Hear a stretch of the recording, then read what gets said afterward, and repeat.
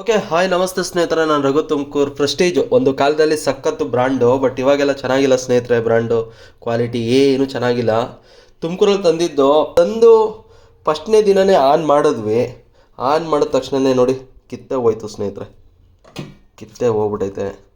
Okay, ಇದನ್ನು ಅನ್ಕೊಬೋದು ಇದೇನಾದರೂ ನಾವು ಸರಿಯಾಗಿ ಹಾಕ್ದೇನೆ ಈ ಥರ ಕಿತ್ತೋಗಿರ್ಬೋದು ಅಂತ. ಬಟ್ ಏನು ಪ್ರಾಬ್ಲಮ್ ಅಂದರೆ ಮತ್ತೆ ನೋಡಿ ಇಲ್ಲಿ ಏನಿದೆಯೋ ಇವೆಲ್ಲ ಏನೂ ವರ್ಕ್ ಆಗಲ್ಲ, ಕ್ವಾಲಿಟಿನೇ ಇಲ್ಲ. ಮತ್ತು ನೋಡಿ ಸುಮ್ಮನೆ ಜಾಸ್ತಿ ದುಡ್ಡು.